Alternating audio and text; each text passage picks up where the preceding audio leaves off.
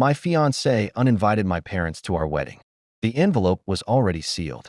I found it on the kitchen counter with my mother's name written in Daniel's handwriting, and something in my chest locked up before I even touched it. He was in the shower. I could hear the water running. I had maybe 3 minutes. I opened it. It wasn't an invitation. It was the opposite. A printed letter, 2 paragraphs, formal like a business memo, informing my parents that their presence at our wedding was no longer welcome, that this decision was final, that any attempt to attend would result in security being notified. Security. At our wedding. For my parents. I read it 3 times because my brain refused to process it on the first pass. By the 3rd time, my hands were shaking and the water in the bathroom was still running, and I was standing in our kitchen in my socks holding a letter that my fiancé had written and sealed and was planning to mail without ever telling me. The shower turned off. I didn't move.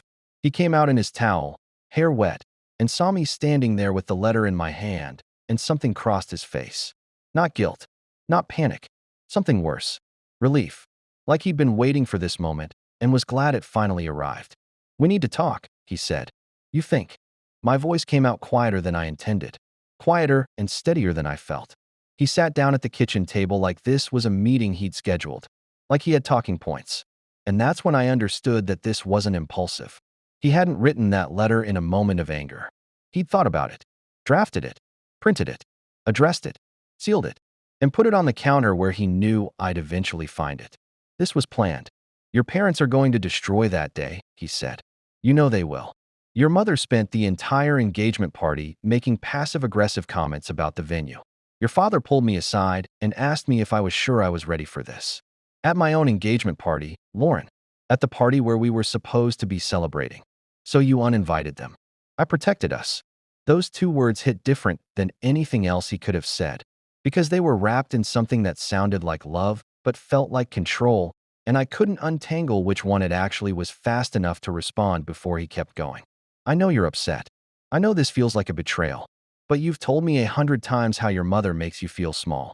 You've told me that your father never once said he was proud of you without attaching a condition to it. I was there when you cried after Christmas. I was there after your birthday dinner. I have watched your parents slowly take the air out of you for 3 years, and I am not going to let them do that on the most important day of our lives." And here is the part that broke me. He wasn't wrong. He wasn't wrong about a single thing he said, and I hated him for it. And I hated myself more for the fraction of a second where some part of me felt something that might have been gratitude before the rest of me caught up and understood what was actually happening. "Daniel," I set the letter down on the table between us. "You made a decision about my family. Without me. About my wedding. Without me. Our wedding. You sealed this letter before I even knew it existed. Because I knew you'd talk yourself out of it. I've watched you do it 1,000 times. They hurt you, and then you convince yourself they didn't, and then they hurt you again, and I'm tired of watching it. I'm tired of being supportive while they chip away at you, and you let them. So this was for me. Yes. You went behind my back for me." He opened his mouth, closed it. The logic he'd constructed so carefully was starting to show its cracks, and he could feel it. I could see him feel it. "You don't get to decide who comes to my wedding," I said. "Not unilaterally. Not without a single conversation. Not because you've decided you know what's better for me than I do. I'm going to be your husband. Not if you keep acting like that's already given you authority over my life." The silence that followed was the loudest thing I'd ever heard in that kitchen. He looked at me for a long time. And then he said something I've been thinking about every day since. He said, "I've been watching you shrink for 3 years. I thought this was me finally doing something about it. I thought this was what love was supposed to look like. I didn't know what to say to that. I called my best friend Maya instead, grabbed my keys and my coat, and left the letter on the table and drove to her apartment and sat on her couch and told her everything. She listened to all of it without interrupting. When I finished, she was quiet for a moment, and then she said, "Okay. 2 separate things are true here, and you have to hold both of them. I'm listening. Your parents are a problem. That part is real. What he said about the engagement party, about Christmas, about your birthday, that's all real, and we both know it. Your mother spent 45 minutes at your engagement party telling anyone who would listen that the flowers weren't what she would have chosen. Your father toasted to you both and managed to fit in that he hoped Daniel had good career prospects before he finished the sentence. I know. And Daniel writing that letter in secret and sealing it and planning to mail it without telling you is also a problem. That part is real too. And the fact that he's framing control as protection doesn't make it protection. It makes it control with a nicer story attached to it. I sat with that. Which one do I deal with first? I asked. That's the wrong question, she said. The question is whether you trust that he'd do it again. With something else. With something bigger. Because this wasn't a moment of weakness. This was thought out. And the part that should scare you isn't the letter. The part that should scare you is that he was relieved when you found it. She was right about that too. I drove home at midnight. Daniel was still up, sitting on the couch with no TV on, just sitting there in the dark like he was waiting for a verdict. I turned the lamp on, sat across from him.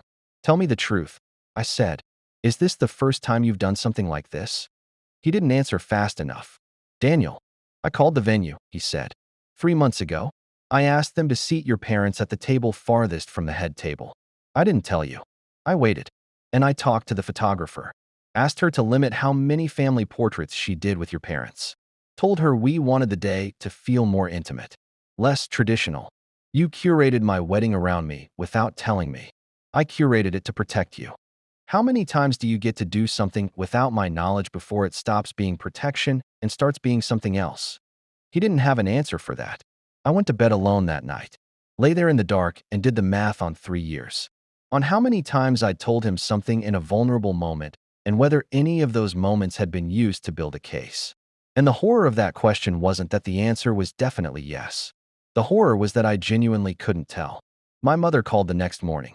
She hadn't received the letter yet. It was still on our kitchen table, but she called because she'd heard from my aunt that something was wrong, which meant Daniel had possibly reached out to other family members too, which meant the architecture of what he'd built was even larger than I'd seen so far. Lauren, what's going on? Nothing, Mom. Everything's fine. Your aunt said Daniel told her that you were simplifying the guest list. There it was. He'd already started. He'd already made calls. The letter on the counter wasn't the beginning. It was just the piece I'd found. I went downstairs. He was making coffee. I stood in the kitchen doorway, and I said, "Did you call my aunt?" He set the coffee down. I was managing the situation. Which situation? The situation where your family shows up to our wedding and makes it about themselves like they always do. I was on the phone with my mother 30 seconds ago. She called me because my aunt called her. You have been running a campaign, behind my back, to manage my family, without telling me, while I was planning a wedding and trusting you. You were never going to do it yourself. That was not your call to make. Then whose was it? Yours? Because you've had 3 years and every time they hurt you, you go back for more and you smile through it, and then you come home and fall apart, and I'm the one who puts you back together every time. I'm the one who holds you every time your mother says something that guts you, and I'm the one who sits with you while you rationalize why she didn't mean it.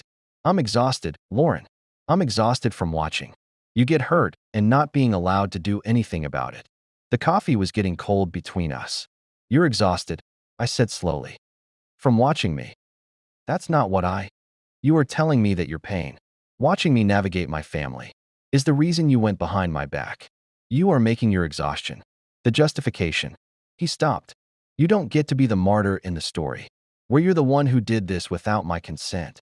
He sat down hard in the kitchen chair, and for the first time, since I'd found the letter, he looked like something had actually landed.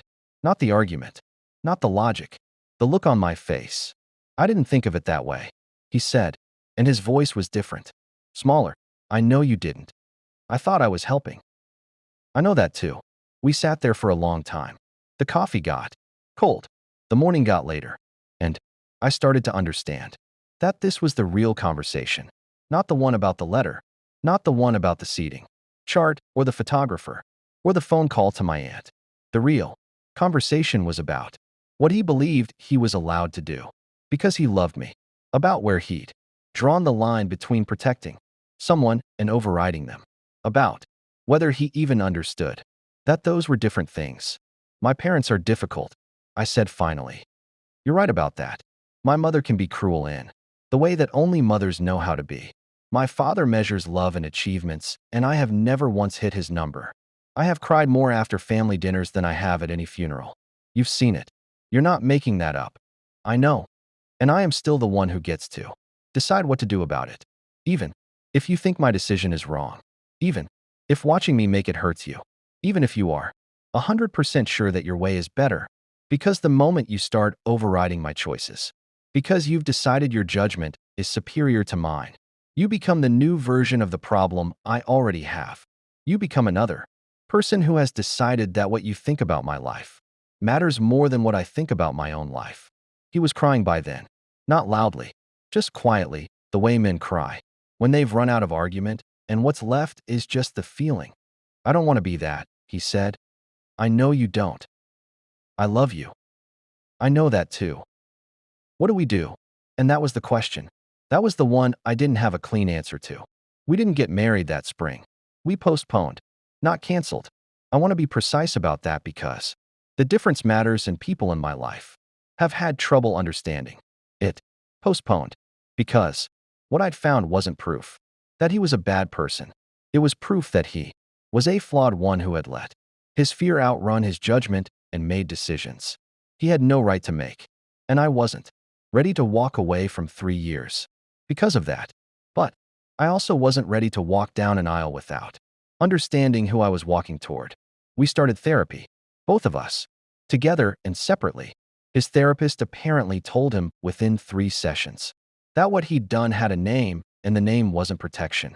My therapist started asking me questions about patterns that made me deeply uncomfortable because the patterns she was pointing to weren't just in his behavior. They were in what I'd normalized, in what I'd told him, in what I'd handed him without realizing. I'd handed him a blueprint. My parents still don't fully know what happened.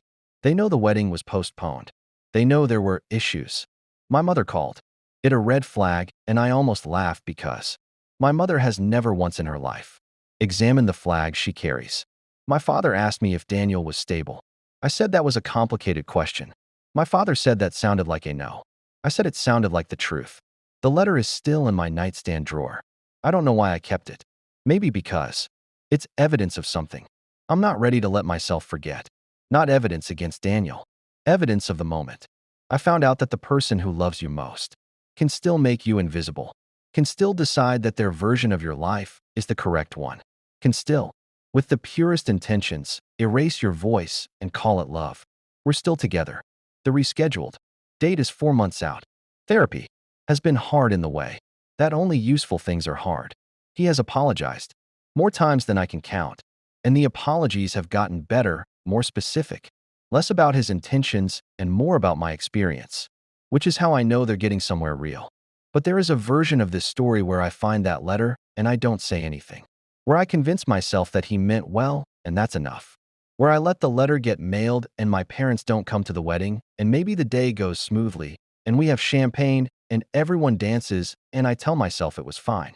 And in that version, I have traded one set of people who override me for another and called it progress. That version scares me more than any fight we've ever had. The question I keep coming back to, the one I can't shake, the one that sits at the bottom of everything, whether I'm talking to my therapist or staring at the ceiling at 2 a.m. or looking across the dinner table at a man I still love despite all of this, is this. When someone overrides your choice because they're convinced it's for your own good, and they are partially right about the problem they were trying to solve, and their intentions were genuinely rooted in love, and they have heard you, and they are trying to change. Do you measure them by the worst version of what they did, or by the best version of who they're trying to become? And more uncomfortably, how do you know the difference between forgiveness that heals you and forgiveness that just makes you easier to manage? I don't have the answer. I'm not sure anyone does. But I think the most dangerous thing you can do is pretend the question isn't there.